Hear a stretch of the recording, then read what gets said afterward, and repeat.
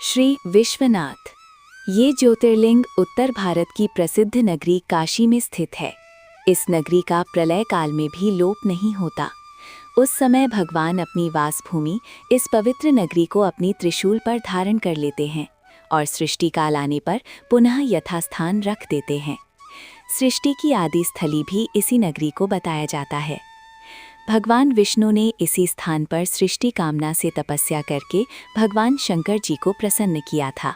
अगस्त्य मुनि ने भी इसी स्थान पर अपनी तपस्या द्वारा भगवान शिव को संतुष्ट किया था। इस पवित्र नगरी की महिमा ऐसी है कि यहाँ जो भी प्राणी अपने प्राण त्याग करता है उसे मोक्ष की प्राप्ति होती है। भगवान शंकर उसके कान में तारक मंत्र का उपदेश करते हैं। इस मंत्र के प्रभाव से पापी से पापी प्राणी भी सहज ही भवसागर की बाधाओं से पार हो जाते हैं। विषयासक्त चित्तोपि त्यक्त धर्मरति नरः इह क्षेत्रे मृतः सोऽपि संसारे न पुनर्भवेत्। अर्थात विषयों में आसक्त अधर्मी व्यक्ति भी यदि इस काशी क्षेत्र में मृत्यु को प्राप्त हो तो उसे भी पुनः संसार बंधन में नहीं आना पड़ता।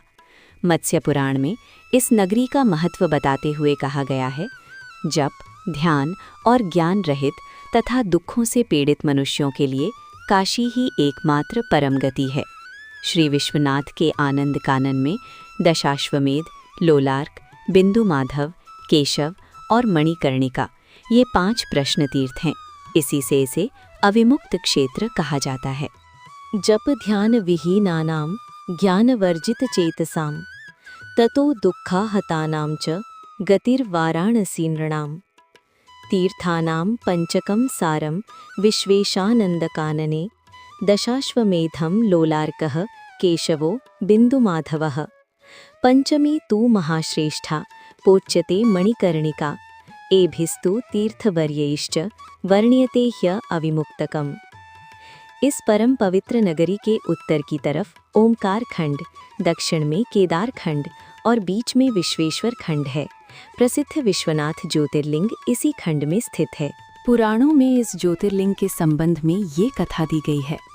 भगवान शंकर पार्वती जी से विवाह करके कैलाश पर्वत रह रहे थे, लेकिन वहाँ पिता के घर में ही विवाहित जीवन बिताना पार्वती जी को अच्छा ना लगता था। एक दिन उन्होंने भगवान शिव से कहा, आप मुझे अपने घर ले चलिए, यहाँ रहना मुझे अच्छा नहीं लगता।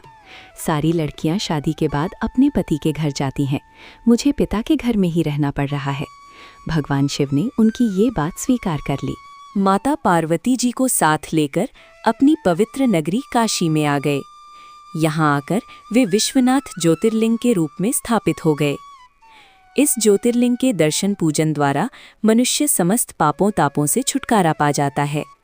प्रतिदिन नियम से श्री विश्वनाथ के दर्शन करने वाले भक्तों के योगक्षेम का समस्त भार भगवान शंकर अपने ऊपर ले लेते हैं। ऐसा भक्त उनके परम धाम का अधिकारी बन जाता है। भगवान शिवजी की कृपा उस पर सदैव बनी रहती है।